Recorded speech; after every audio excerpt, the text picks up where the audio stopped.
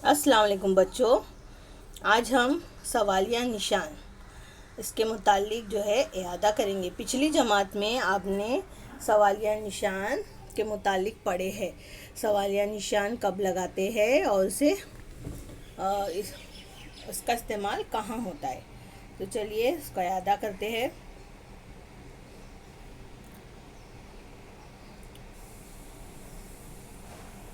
ان جملوں کو غور سے پڑھو. تم اس قدر پریشان کیوں ہو؟ ایک گدھا کہاں چلا گیا تھا؟ تمہیں 10واں گدھا کہاں سے نظر آنے لگا؟ ان جملوں کے آخر میں نشان، یہ دیکھیے سوالیہ نشان لگایا گیا ہے. اس نشان کو سوالیہ نشان کہتے ہیں. یہ نشان ہر سوال کے آخر میں لگایا جاتا ہے. یہاں پر دیکھیے یہ جملے ہیں، اس سے سمجھ میں آ رہا ہے کہ ہم سوال پوچھ رہے ہیں. تم اس قدر پریشان کیوں ہو، یہاں پر لفظ کیوں آیا ہے تو اس سے سمجھ میں آ رہا ہے کہ سوال پوچھا گیا ہے. پھر اگلا ہے ایک گدھا کہاں چلا گیا تھا. کہاں چلا گیا تھا تو یہ سمجھ میں آ رہا ہے کہ یہ سوال پوچھا جا رہا ہے. تمہیں 10واں گدھا کہاں سے نظر آنے لگا. کہاں، یہ سب کیا ہے؟ سوالیہ جملے ہے. تو ان جملوں کے آخر میں جب سوال پوچھا جا رہا ہے تو یہ نشان لگایا جاتا ہے. اسے کون سا نشان کہتے ہیں؟ سوالیہ نشان.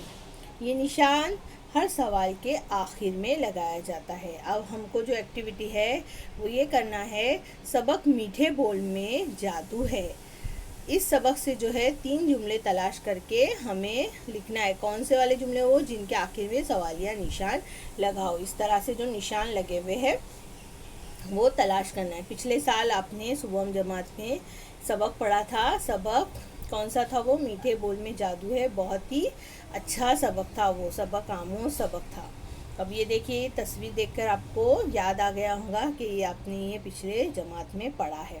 تو چلیے اب اس کو ہم پڑھتے ہیں اور اس میں سے ہم سوالیہ نشان والے جملے تلاش کر کے اپنی کاپی میں لکھیں گے. سبق کا نام ہے میٹھے بول میں جادو ہے. گرمی کی چھٹیاں شروع ہو چکی تھی. بچے بہت خوش تھے. کھیلنے کودنے کے دن جو آ گئے تھے. ایسے وقت میں ساجد بھلا کیسے خاموش بیٹھتا. اس نے اپنے ساتھیوں کو جمع کیا.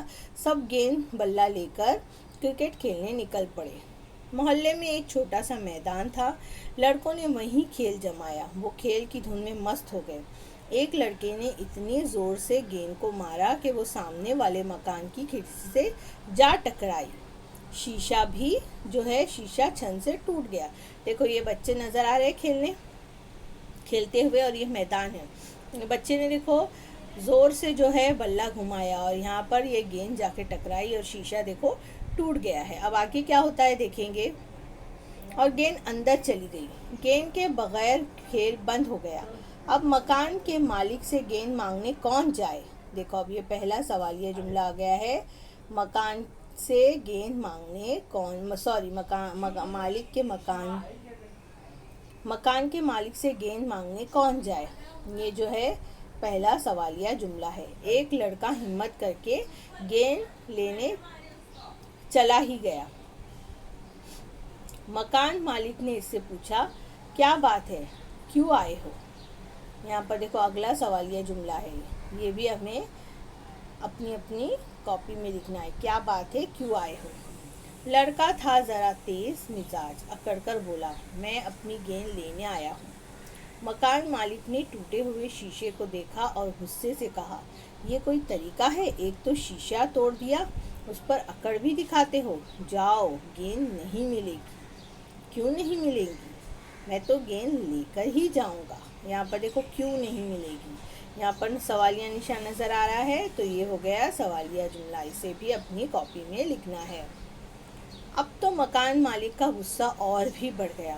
وہ بولے گیند نہیں ملے گی، پہلے تمیز سے بات کرنا سیکھو، پھر